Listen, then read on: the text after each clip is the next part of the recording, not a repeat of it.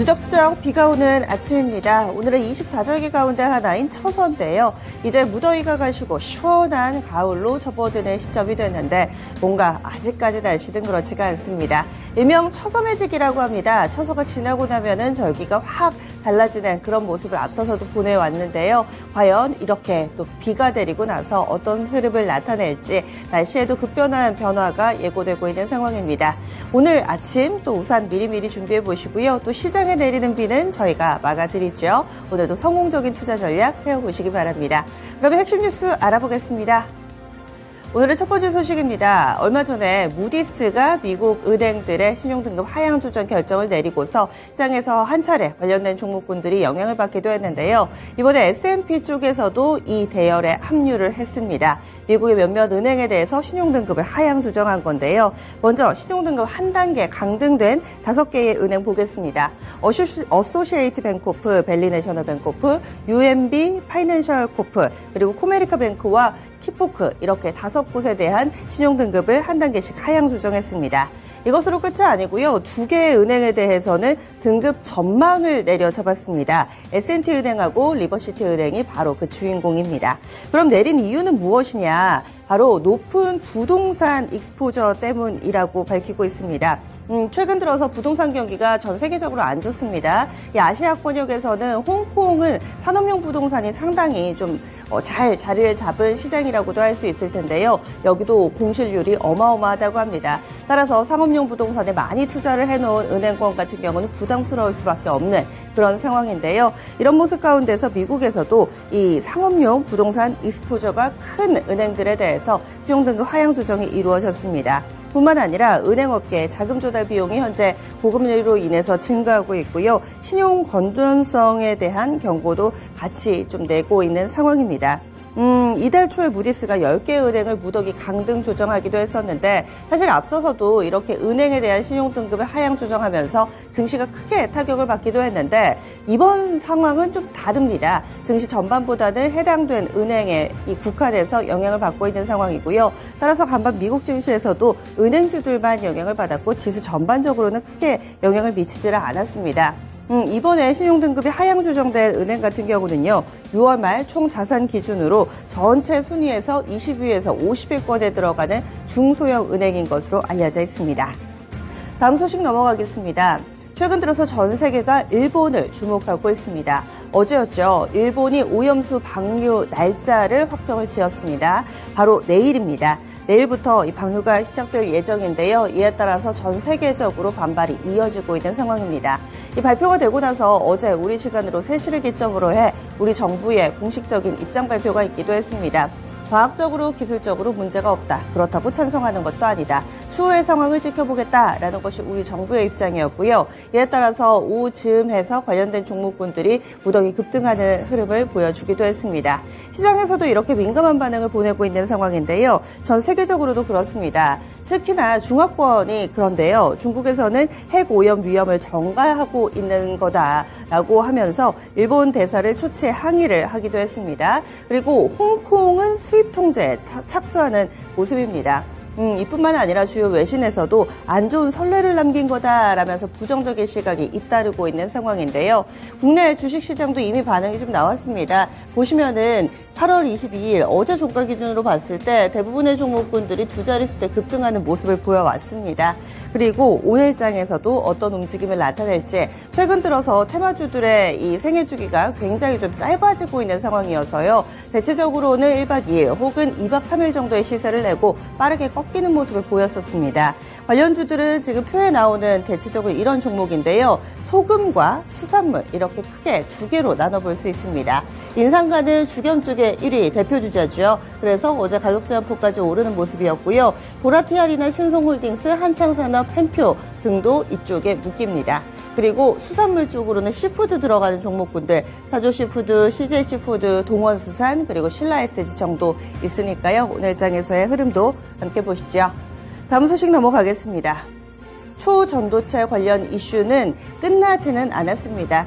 이제 예전만큼 관심도가 높지는 않은 상황이지만 이와 관련해서 학계에서는 여전히 분주한 모습이고요. 초전도체 학회에서 학술대회를 지난 22일부터 진행을 했습니다. 24일에 끝납니다. 그리고 이 학예 학술대회 가운데서 회원들의 요청이 많아서 둘째 날에 LK99 비공개 간담회가 추가돼 있는 상황입니다.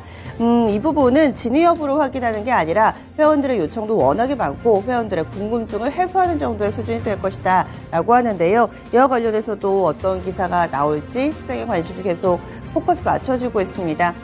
그리고 어제 신성델타테크는 또 후반에 급등을 하면서 강하게 시세를 내기도 했었는데요. 최근 들어서는 초전도체 관련된 종목군들 가운데서도 1위가 엇갈리고 있습니다. 워낙에 변동성이 큰 종목군이니만큼 오늘 장에서는 어떤 반응이 나올지, 대체로 신성델타테크가 상한가를 기록하니까 나머지 관련된 종목군들도 오후에 살아나는 양상이었습니다. 오늘 아침장 초반에 어떻게 좀 출발할지 더욱더 관심이 집중되고 있습니다.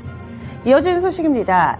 요즘 들어서는 어떤 ETF가 나온다라고 하면 나오기 전부터 시장에 미친 영향이 상당히 큽니다. 로봇도 그랬고요. 최근에는 또 제약바이오 ETF가 무더기로 상장을 하면서 이와 관련된 수급적인 영향력 여러 가지 분석이 나오기도 했고 실질적으로 또 주가도 움직임을 나타냈습니다.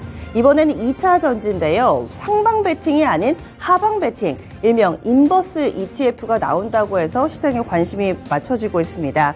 내놓는 쪽은 KB 자산운용이 될 것으로 보이고 다음 달 중에 KB 스타 2차전지 톱 10입니다. 10개 종목 인버스 아이셀렉트 ETF를 출시할 예정이라고 합니다. 이 ETF 같은 경우는요. 2차전지 관련된 종목 가운데서 시가총액 상위 10개 기업의 수익률을 역방향으로 한 배 추종하는 방식으로 구성이 돼 있다고 합니다.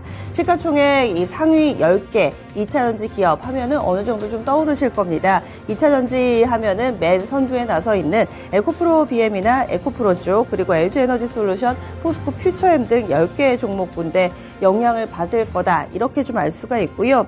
현재 이 2차전지 관련된 ETF 가운데서 레버리지 ETF는 상장이 돼 있습니다. 그런데 ETF, 이 인버스 ETF는 상장된 적이 없어서 인버스 쪽으로는 이번에 상장할 경우에 최초가 될 거라고 하고요. 현재는 한국거래소의 승인을 거쳐서 상장을 준비하고 있는 상황인데 아직 상장 예정일 날짜가 특정되지는 않았습니다. 현재 절차상으로면 9월 중순쯤이 되지 않을까 회사 측에서는 이렇게 밝히고 있는 상황인데요. 2차전지, 이제는 기관 쪽에서도 시선이 조금은 좀 달라진 건지 마냥 가자 위쪽만 바라보고 갔던 2차전지라면 이제는 좀 하방으로 좀 열어둬야 되는 것인지 여러 가지 설왕설래 의견이 분분합니다. 여전히 또 많은 투자자들 2차전지 관심 갖고 보실 텐데요. 보겠습니다. 어제는 강하게 또 상승하면서 시장 전반적인 분위기를 잡아주기도 했는데요. 에코프로가 가장 강했습니다. 자그마치 7%나 오름세를 나타냈고 그 밖에 대표적인 기업들도 2% 안팎의 고른 상승세 띄기도 했습니다.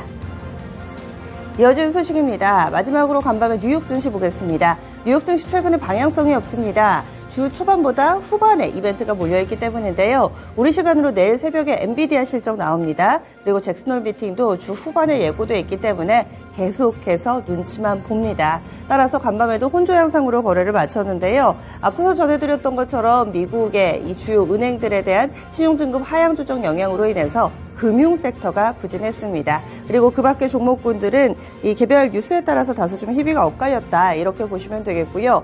엔비디아는 국내에서도 그렇지만은 미증시에서도 상당히 핵심주기 때문에 관심 많습니다.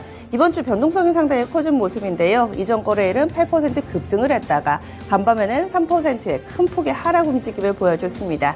결국에는 이 카운트다운, 임박한 상황 가운데서 실적 발표 이후의 향방에 더욱더 관심이 고조되고 있습니다.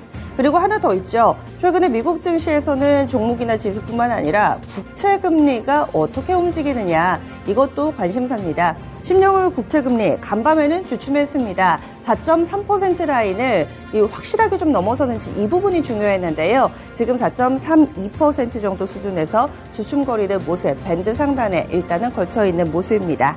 그리고 눈에 띄는 2차전지 관련주 하나 보겠습니다. 2차전지 하면은 리비안이라든지 루시드, 테슬라 이쪽만 생각하실 텐데요. 빔페스트 한번 찾아보시죠.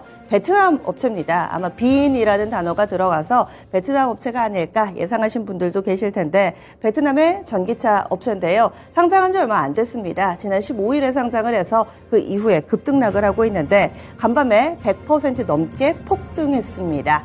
빈페스트는 원래 상장 초반부터 상당히 시장에 큰 관심이 있었던 종목인데요. 이에 따라서 시가총액이 현재는 850억 달러 수준을 기록하고 있습니다. 마감가 기준으로는 제너럴 모터스의 시총 그리고 포드의 시총 이 두 개의 기업의 시총을 합한 것과 거의 맞먹는 사이즈다 이렇게 볼 수가 있는데요. 2차전지의 새로운 또 핵심주가 나온 것인지 그리고 2차전지 전체적으로는 다소 좀 희비가 엇갈렸던 그런 하루였습니다. 이렇게 해서 핵심 뉴스 정리해봤고요. 오늘도 개장은 증권통과 함께 하시죠.